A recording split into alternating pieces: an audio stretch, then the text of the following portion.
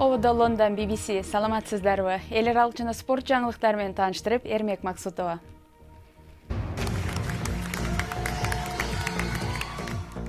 Демократтар өкүлдөр палатасында көпчүлүккө ээ болгону президент Трамп үчүн көйгөй жаратты. Бирок республикачылдар Сенатта ордун кармап калды.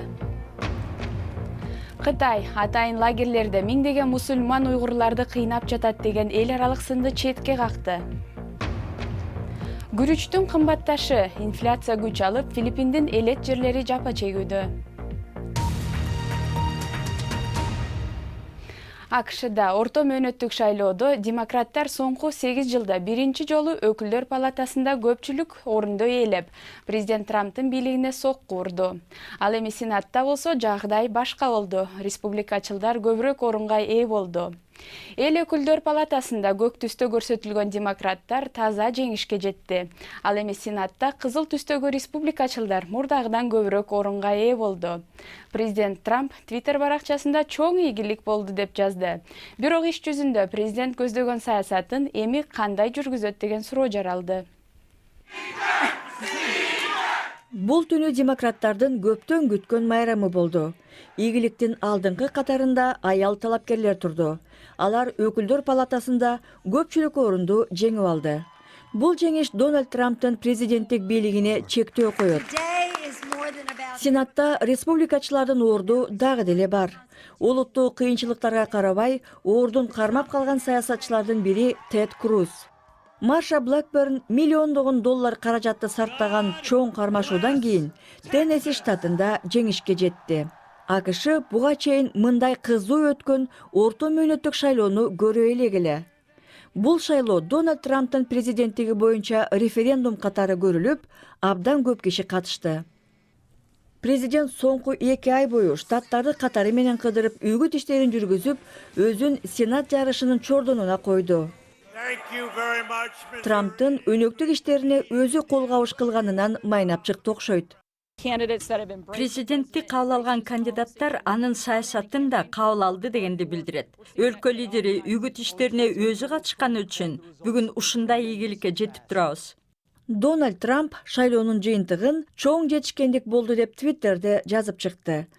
Ак үй республикачылдар Сенатта орундарын кармап калды деп сүйүнүп жаткан чак. Бирок өкүлдөр палатасында демократтар көпчүлүк орунду ээлегени президентке көйгөй жаратат. Кытайдын батышындагы Шинжан аймагында атайын лагерлерде 100 миңдеген уйгурларды кыйнап жатат деген сын пикирлерди Бейжин четке какты. Бунун адам укуктары боюнча Женевада өткөн жыйында бир катар батыш өлкөлөрү бул лагерлерди жабууга үндөп, көз карандысыз байкоочуларга кирүүгө мүмкүндүк берилсин деп айтты. Биз адамдарды кармоого ылайыкташкан тосмоону видеого тарттык. Лагерлер менен кароол секилери кандай тездик менен курулуп жатканын көрдүк. Жана бийликтегилер дүйнөгө көрсөткүсү келбеген далилди ачыкка чыгардык.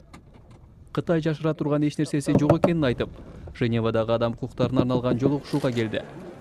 Лагерлер болгону мектептер дейт Кытай.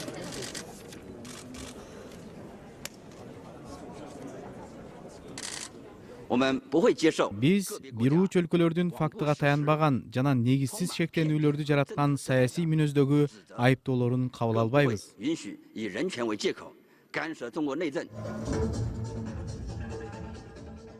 Фактыларды мамлекеттик маалымат каражаттары көрсөткөн тасмадан көрсөңөр болот дешти бизге.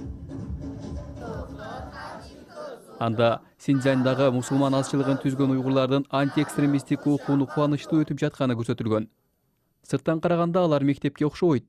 Биз иликтөө жүргүзүп, бул 16 кароол секиси бар чоң имаратты таптык.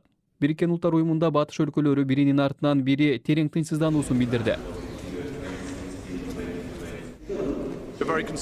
Биз этникалык азчылыктарга, анын ичинде уйгурларга болгон мамилеге тынчсыздануудабыз. Биз кайра окутуу борборлорун жабууну сунуштайбыз. Канада Кытайга эч кандай укуктук негиз жок эле өзүнүн улуту жана диний ишенимине байланыштуу кармалган уйгурларды жана башка мусулмандарды бошотууну сунуштайбыз. Көз карандысыз байкоочуларга бардык аймакка тоскоолдуксуз кирүүгө уруксат бериши керек. Рахмат, урматтуу президент. Бул жактагы расмийлер албетте мындай сын пикирлерди жактырбайт. Бирок алар көп деле тынчсызданбайт. Глобалдык нааразылыкка карабай кандай себептер болоорун айткандар аз. Кытай экстремизм менен өзү каалагандай күрөшүүнү уланта бермекчи. Сиз көрүп жаткан BBC эми күндүн башка кабарларынын тизмеги. Нью-Йоркто АКШ мамлекеттик катчысы Майк Помпео менен Түндүк Кореянын расмий ортосунда бейшемби күнү өтчү жыйын кийинкиге жылдырылды. Буга эмне себеп болгону маалымдалган жок. Бирок мамлекеттик департаменттин өкүлдөрү жолугушуу башка убакытта орун аларын билдирди. Камерундун расмийлери мектеп-интернаттан уурдалып кеткен 78 окуучунун бардыгы кое берилгенин билдирди. Окуучулар жана алардын айдоочусу Баменда шаарынын жанындагы чиркөөдө табылган. Алар полициянын суроолоруна жооп берген соң үйлөрүнө кайтат. Балдарды ким уурдаганы азырынча белгисиз. Филиппин эли күнүмкү тамакта кеңири колдонгон күрүчтүн баасы өсүп, эл тынчсызданууда.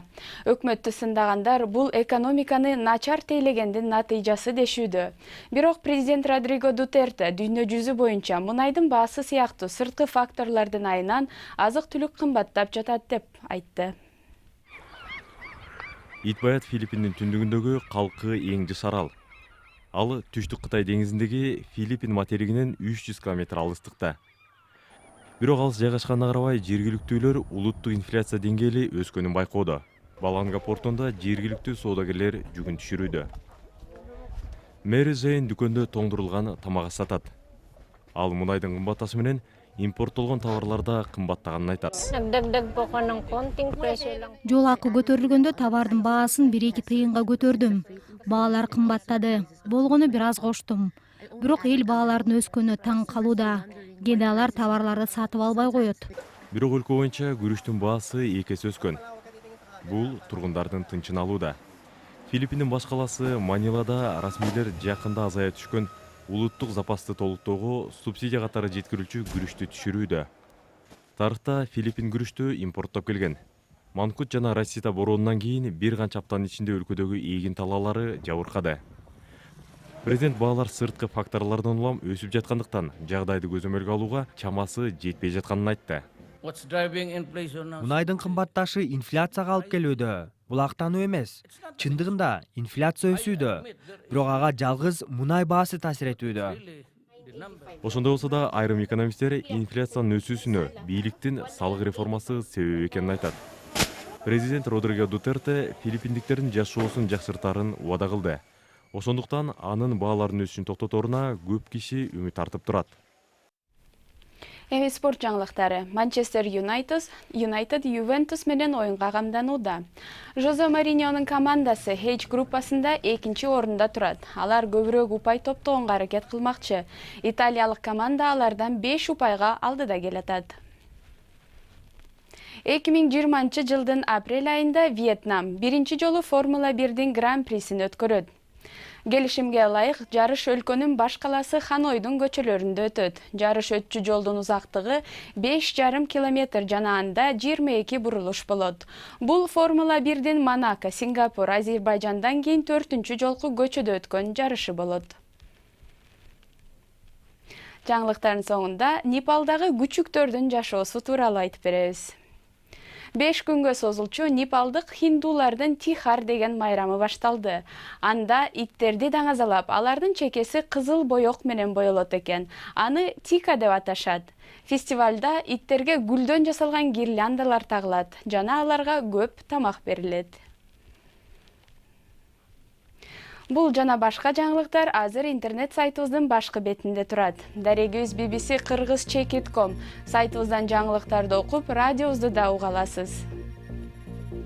Сиздер менен мен Эрмек Максут болдум. Программада кайра көрүшкөнчө саламатта болуңуздар.